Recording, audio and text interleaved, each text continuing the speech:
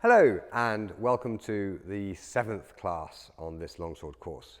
Now, you will not be at all surprised to hear me tell you this. I want you to warm yourselves up. I want you to go through your basic mechanics. I want you to go through your basic sword handling. I want you to do the whole of the cutting drill, parts 1 and 2, together in one seamless, beautiful whole. I also want you to run through first drill, second drill, break and exchange, and I want you to run through the 4 pair drills, or rather the circular version of the part 2 of the cutting drill. So we have a nice base upon which to build. Okay, that should take you maybe 20-25 minutes. I will see you then.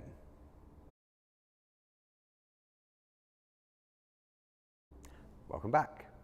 Now, let's have a look at one of the most popular drills in the system. It is the farfalle di ferro, the iron butterfly. And its purpose is to make a beautiful, flowing, delightful cutting drill, sword handling drill. The farfalle di ferro is all about centers of rotation. So it starts just like the cutting drill, okay, where you make a nice big mandrillo fendente. But instead of it swinging back up to donna or stopping in dente gingaro and coming back up, it comes into a thrust. From there, turning around the middle of the sword, you make a reverso fendente and thrust. And so it goes. This is the first half of it. Okay? Let me show you that from the front.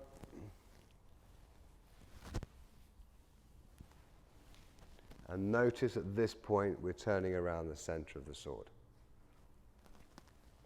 Okay, practice that until it's fluent. I'll see you in a minute.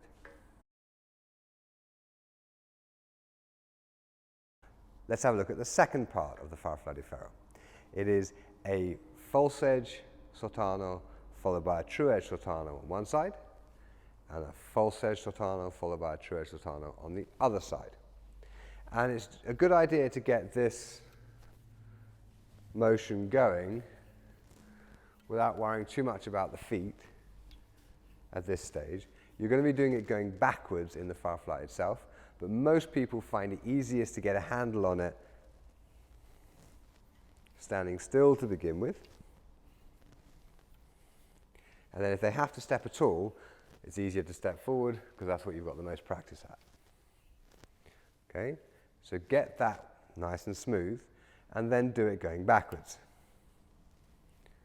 And the step happens on the true edge sottano. 1, 2. 1, 2. 1, 2. Okay? Practice that until it's nice and fluent.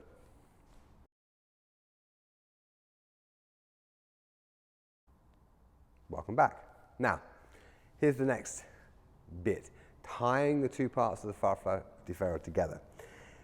At the end of the first bit, you're here.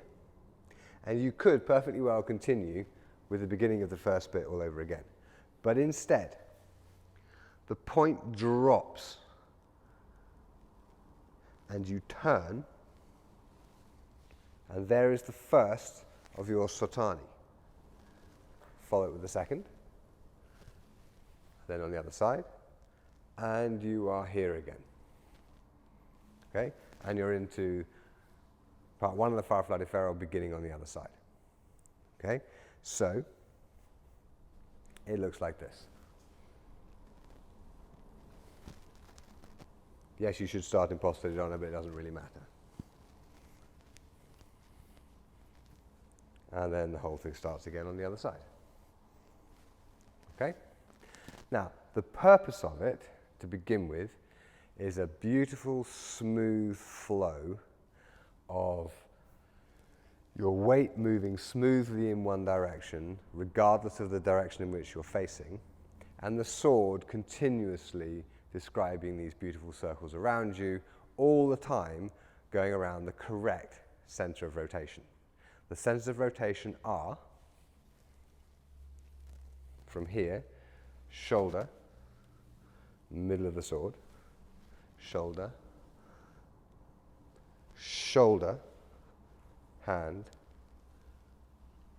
shoulder, beg pardon, shoulder and hand, hand. Yep, and this can go on forever. So, let's have a look at the whole thing put together.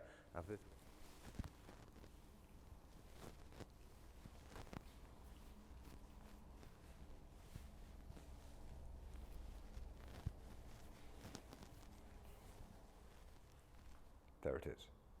And in the other direction.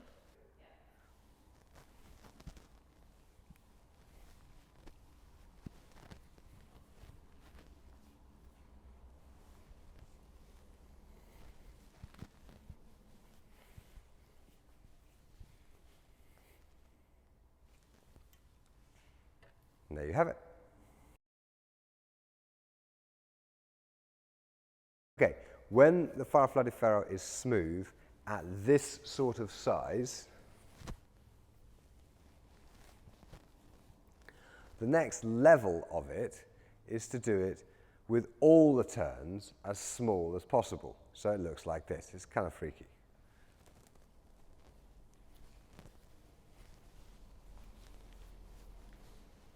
Yep. So that's half of it, and you get to the other side. And from the other side, it's exactly the same.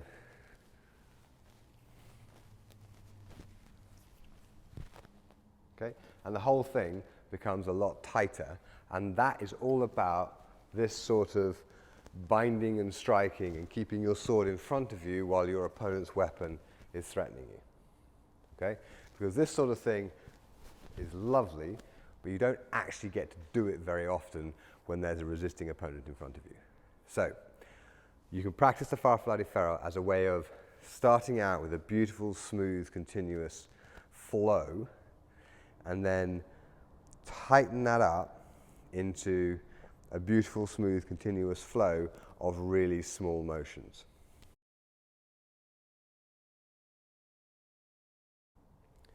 Now, let's have a look at a multiplier. The thing is, when you have a set of basic drills, there's only so many drills you can actually remember.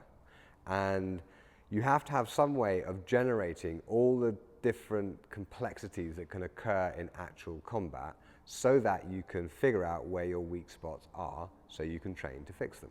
So the first of these is the four corners drill, and it's really simple, but it can generate by itself dozens of variations. So watch.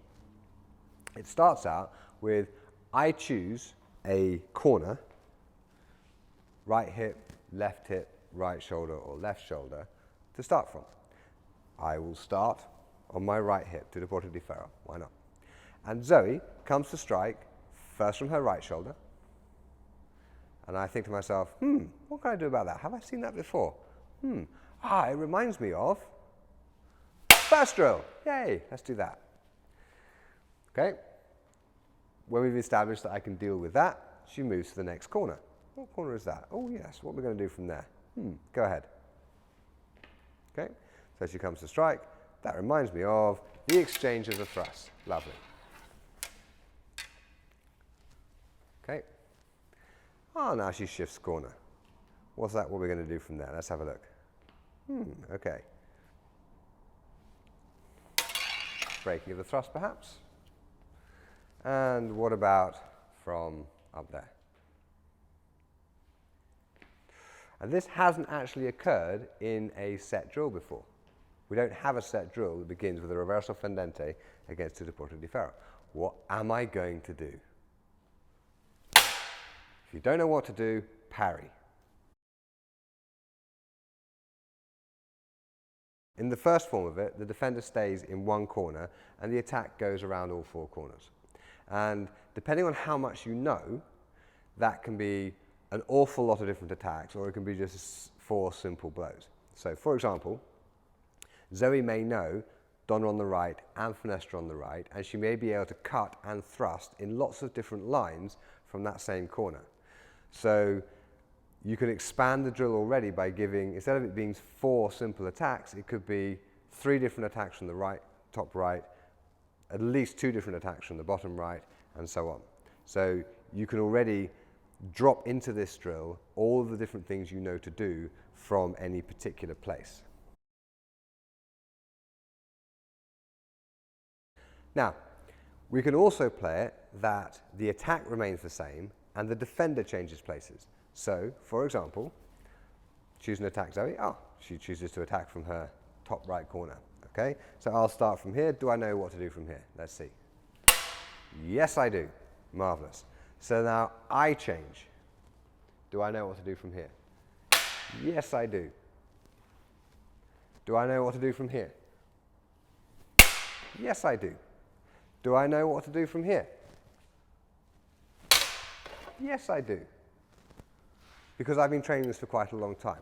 But if you play this so that you go to the next corner and you get all 4 attacks, in the next corner and you get all 4 attacks, when you've been through that and done those variations, so that's 16 variations, you will find that there are lines of attack which are difficult to defend against from specific starting points. And you should most definitely practice those until you are comfortable, because you should never be in a position from which you cannot defend against a particular line. Okay? That is disaster, because if your opponent knows the art, they will spot the line that you can't defend from and they will hit you with it. So, practice this.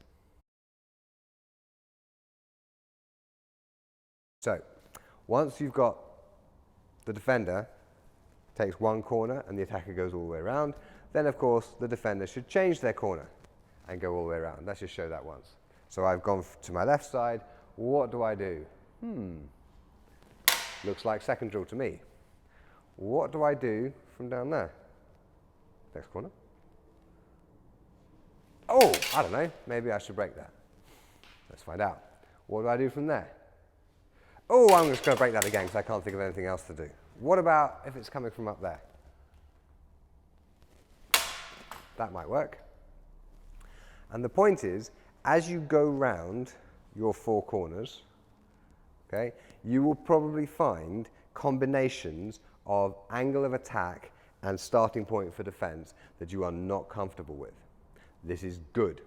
This means that you have exposed a weakness in your art, a gap in your knowledge, which you can then proceed to fill by going back to first principles. How do you defend against a blow? Well, you can parry it, beating it away, or you can, if it's a thrust, you can break it, or possibly exchange it. So,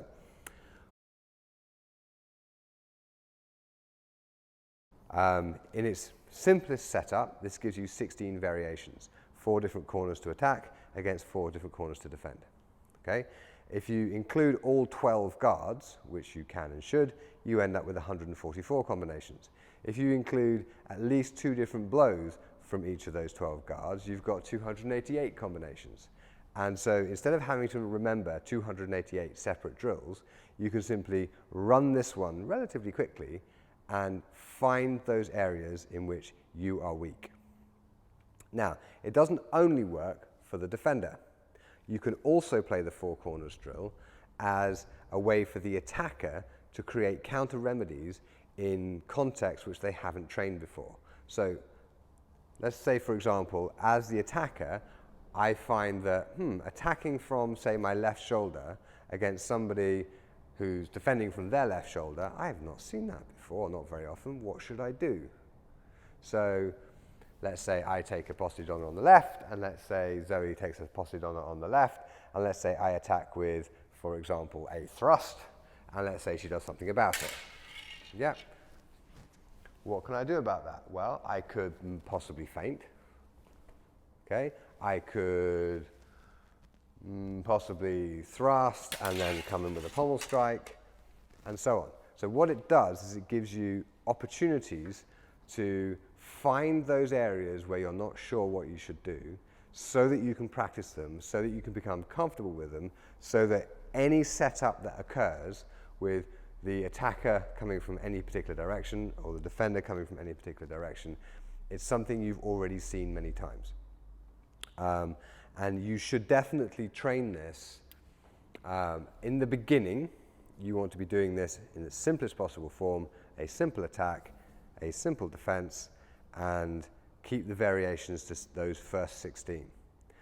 When you're comfortable with all of that, and when you're completely comfortable with all of the material we've covered so far, then you should play with this, looking for those areas of weakness. Can I attack against somebody in that particular guard from this particular position? If I'm not very good at it, then maybe I should think, I could either train this to get good at it, or I could avoid attacking when I find myself in this situation because I'm not good at dealing with that particular defense. So, this is the beginning of broadening your base through controlled variation. Okay? And we call this sort of drill a multiplier because it takes your basic drills and it multiplies the variations. Okay, practice this. Start with simple attacks, the 16 variations, get that nice and comfortable, and then see where this takes you. It'll be an adventure. See you in a minute.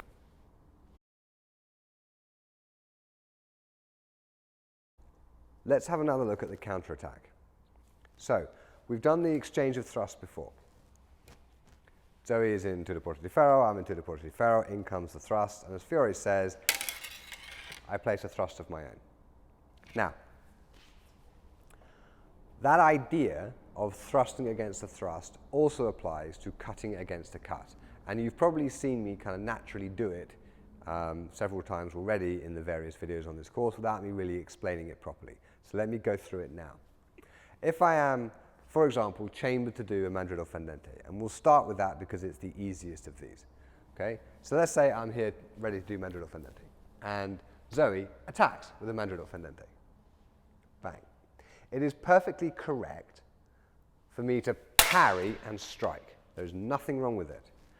But it is, generally speaking, harder for her to deal with if my action is as small as possible. The shorter my action, the less time she has to deal with it.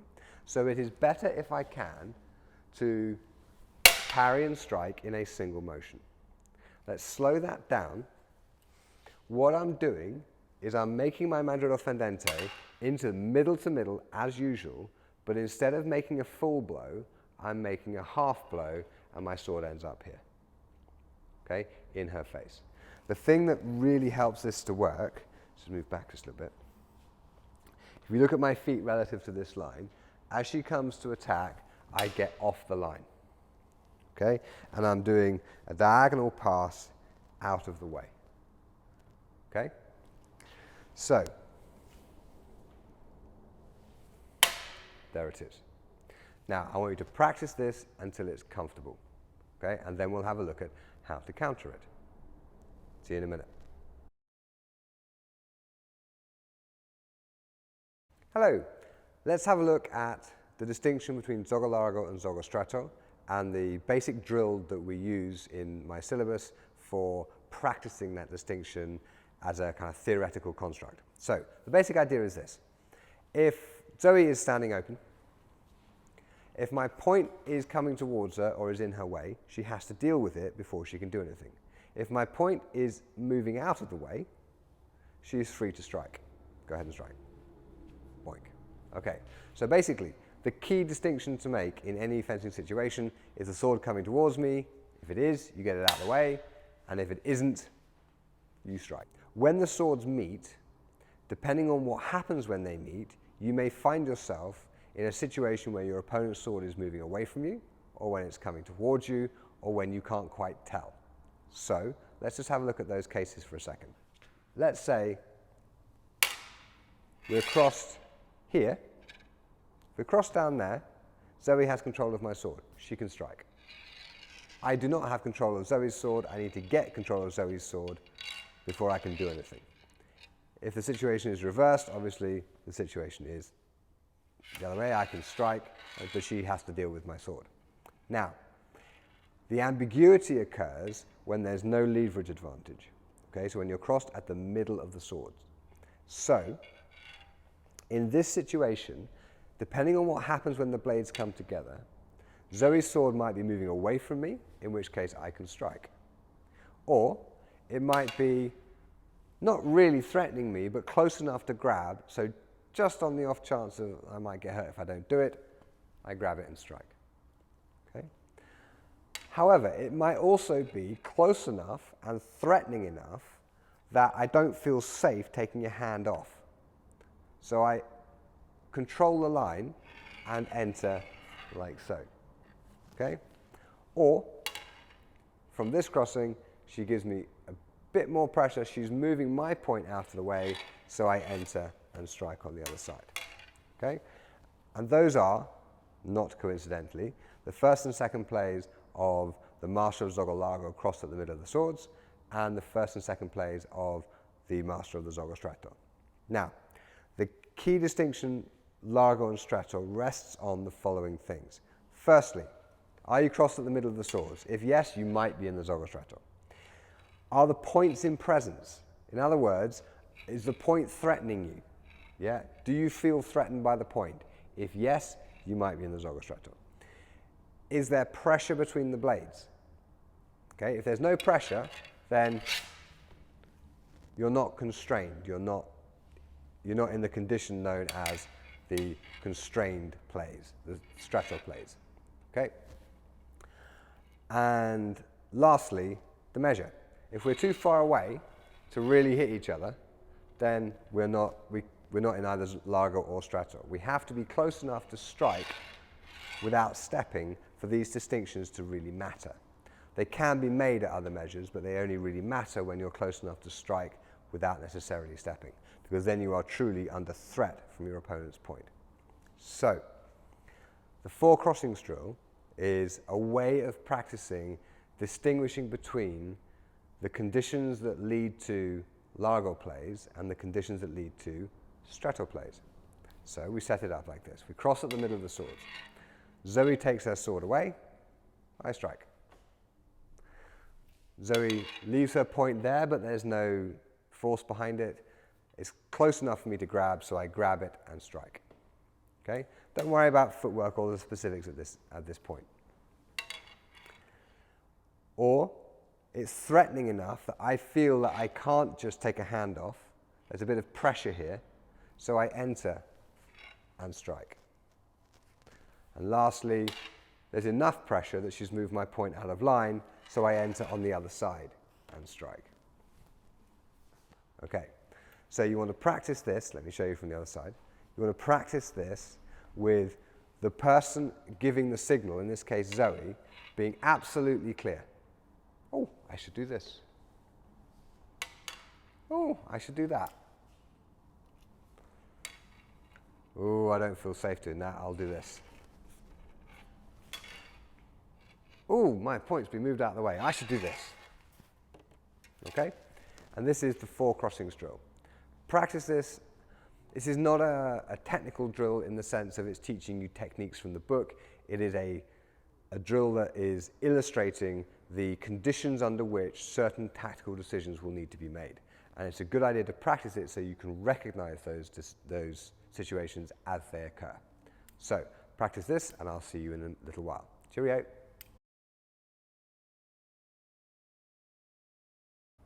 Welcome back. Now, when you attack and your partner counterattacks, the basic rules remain the same. There is a sword coming towards your face, so you should parry. Okay? This is not rocket science, but it is sometimes a little challenging if your opponent's moving quite quickly. So we'll keep this nice and slow. And so that Zoe can actually go for my face properly, I will stick a mask on.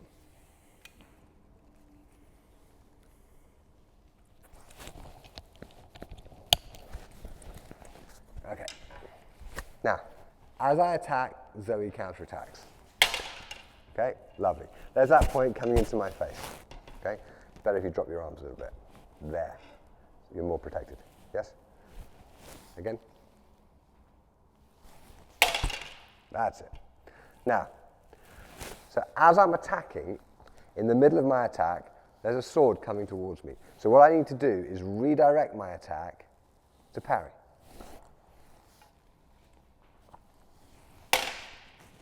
Okay? So instead of being here, we are now here. Okay? And this allows me to get that point in and control the weapon. Okay? Now, in a perfect world, I'll end up here. In the real world, it's very difficult to get that point in. You're more likely to be here, in which case, this is your proper continuation. Okay, let's look at that from the other side. Step 1, I attack. Step 2, Zoe counterattacks. Lovely. Okay, now, as that happens, I parry it and enter in. This is much easier to do with two mandriti coming together, or two reversi coming together, ideally two mandriti. So for left-handers against right-handers, for the sake of the left-hander learning how to counterattack and learning how to counter it, I want you to set it up like this. So I'm left-handed, and I want you on your other side. No, you can be right-handed, but just, that's it. So my mandrito is going to be met by Zoe's reversal. So there's my attack, and Zoe just counterattacks exactly as before. The rules are the same. Strike into the middle, leave your point there, stick it in. And I will defend against that in exactly the same way. Just redirecting my attack to become a parry, and I can continue like so. So, practice this slowly and carefully so that it makes sense. If it doesn't make sense, come back and watch the video again. If it still doesn't make sense, drop me an email and go, why doesn't it make sense? And I'll give you some additional support. And remember, all of these things are also explained in the book that was one of the downloads you got in the first section of the course. So, welcome back. Now, let's have a look at solving the problem of your perfectly legitimate counterattack being parried. Here's the situation. Okay, Zoe has attacked. I counterattack. Zoe parries it. From this moment, as you can see, we're basically in a position of equality. Neither one of us can really strike directly if swords are in the way. Okay, and there is a moment where whoever sees this coming first will get to act first. And let's say, for sake of argument, it's the attacker who gets to act first. Okay?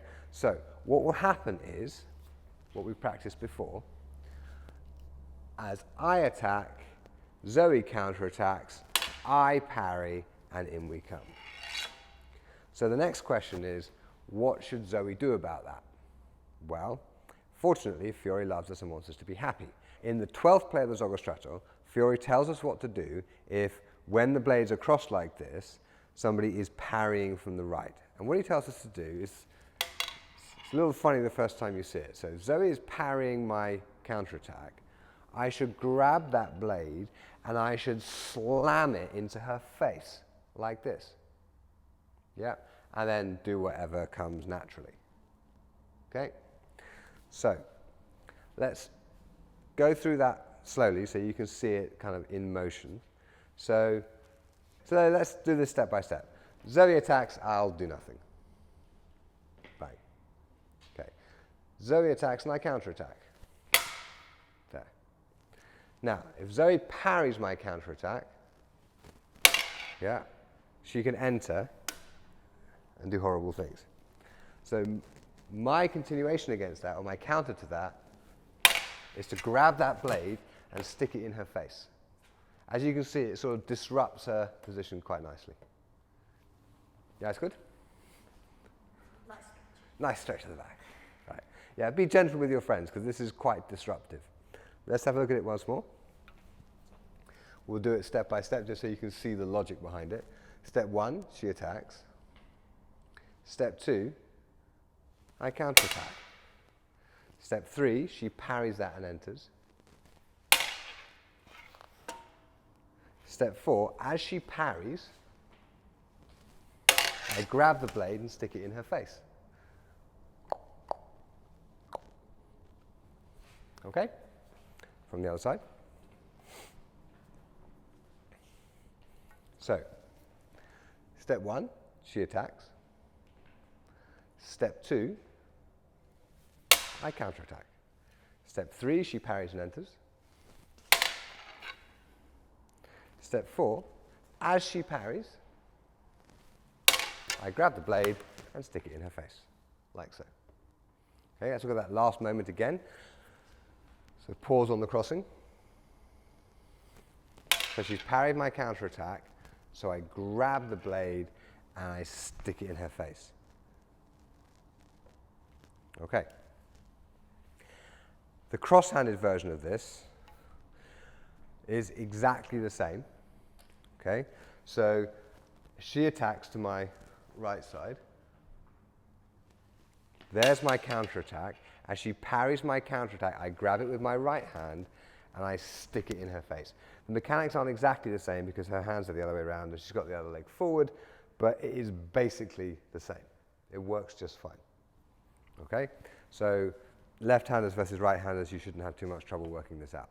So practice this, and when it's comfortable, come back and we will have a look at what else could happen from here. See you in a minute. Cheerio.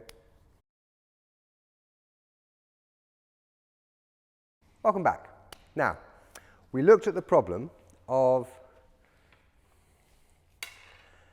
as the blades meet, as, say, for example, my counterattack is being parried, if she sees it first, she can enter. Okay? If I see it first, I can enter. Okay? Now, if I see the crossing happening first, and I enter, what can she do about it? Well, you already know, because we've already done it in second drill. Yeah. What do? So from here, as I enter, she wraps me up and does horrible things. Now, this is actually a useful teaching moment. Let's put that sword back under the arm. Okay. Here, clearly, Zoe can't really use her sword, so she's vulnerable to various things. Okay? So instead, make sure as you do this, you reach under your weapon, leaving your sword free to do horrible things. Okay? It's actually quite a common problem. So, good that it happens spontaneously. All right, let's have a look at that again. So, as I attack, Zoe counterattacks. As I parry that, if she sees it first, she can enter in with her pommel strike. And I counter that like so. Okay?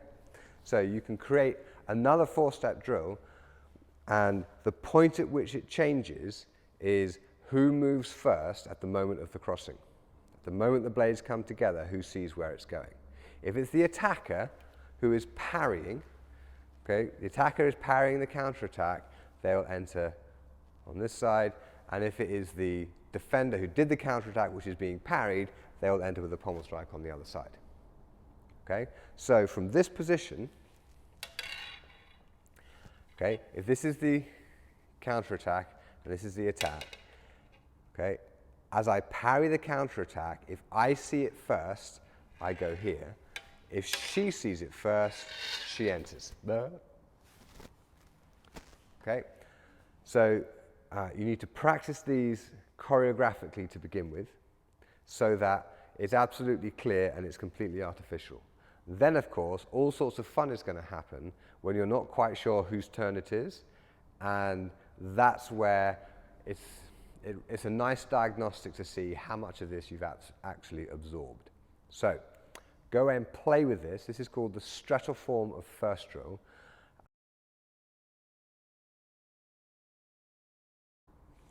Welcome back.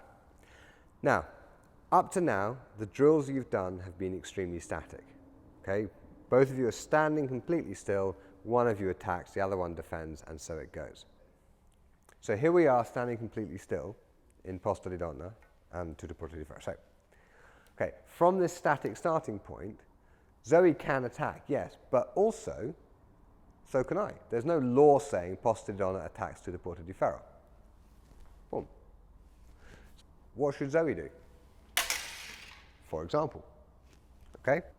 At this stage, you could, if you want, go back and go through every drill that you know and just change the attacker. So the guards are set, and just change which of those people is initiating the action with an attack and see what happens. And you will probably find things you're not quite comfortable with. Excellent, that's what you should drill.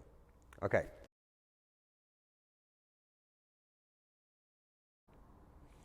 Welcome back. Up to now, the drills you've done have been extremely static. Okay? Both of you are standing completely still. One of you attacks, the other one defends. And that is a necessary starting point, but it is by no means how people actually fight. So we need to gradually introduce another level of complexity, which is who moves first. Okay, that's the name of this multiplying engine. Like we had the four corners drill as a multiplier, this who moves first is another multiplier. It's a way of taking simple drills and making them more complex in a manageable and reproducible way. So let's start with first drill because it's a comfortable base. You've been training it for a while, you know it inside out and backwards. In its basic form, Zoe is in posta di donna, I am in tutto porta di ferro, she comes to strike, I go, ooh, it's a maduro fendente, I've seen that before. So what do? I parry and strike. Fine, you've done that before. Now, we won't normally get this close just standing still, okay? So what happens if Zoe takes one pass back and is chambered on the other side? Now, as she steps into measure, all sorts of things could happen during that step, but in this case, I just stand still and she comes to strike. And now it's exactly like first drill, isn't it? But notice that as she steps into measure, I can plausibly use that motion as a tempo in which to strike. Okay? So now the initiative of the drill has changed. Okay? What should Zoe do against that?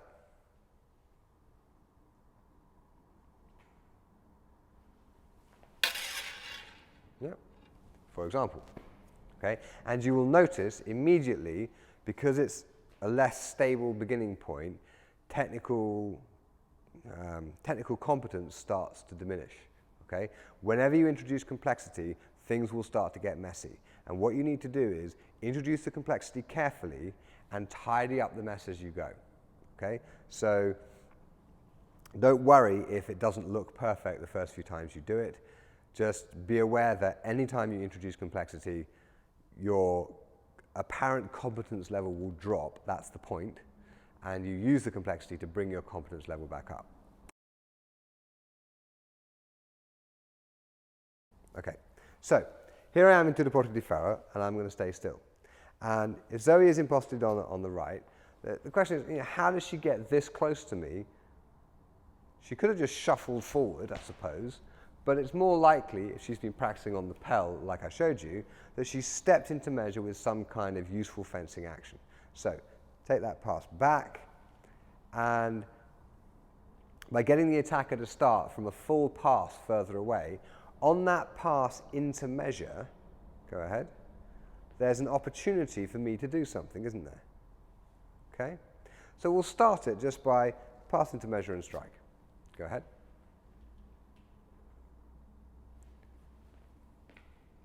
For example. Okay? Now, if we take that setup, obviously, as she takes that step into measure, I could enter. If I do that, what should she do? For example. Okay, so you can now take all of the drills that you've done before, and you can take the attacker one step out of measure, make them step into measure and then attack, and see what ways you could disrupt their attack by attacking into their step as they come in. Okay? So there's another version of who moves first.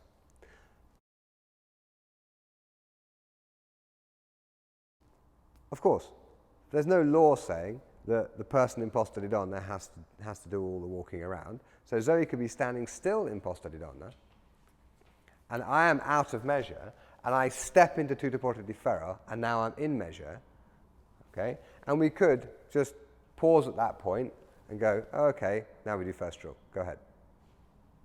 Okay? Or Zoe could take advantage of my step into measure as the tempo for her attack, which means now I have to be doing my first drilly type response from a previous motion. Okay? So you can have the attacker stepping into measure, and the defender responding to that or not, or the defender stepping into measure and the attacker responding to that or not. Okay? What should I do if I step into measure and Zoe does nothing? Well, I should strike, shouldn't I? Okay? So you see where it goes from here. We've had a static starting point with either one or the other attacking. We've had the attacker stepping into measure to strike, and we've had the defender stepping into measure and the attacker using that as their tempo in which to strike. Okay? So we've had Zoe moves first, Guy moves first, back and forth. However, it is commonly the case where you are both moving first. In other words, you are both already in motion when you arrive in measure and things start to happen. So what should we do if we take our starting point, okay, come a little closer, that's it, about there, all right. So we take our starting point and we both take a step back, okay, and one or other of us starts to step into measure and the other one starts to step into measure, and who's going to win from here? Okay, so this introduces a much greater level of complexity, and I would suggest leaving this out for now until you're in full free play kit and you can really go for it a little more safely. I want you to see where this sort of systematic application of increased complexity is leading us. Okay? But for now, set up every drill that you know, change the attacker, okay? Practice it also with the original attacker who has to take a step into measure, which could lead to the defender taking advantage of it, or the defender moving first, stepping into measure, but for now, leave out both of you moving at the same time, because that's where it gets really complicated, okay? And you're probably not ready for it yet. If your experience says otherwise, fine, go ahead and play with it, but I would like you in full free play kit before you do that drill, okay? So play with this, play safely, and I will see you in the next class. Cheerio.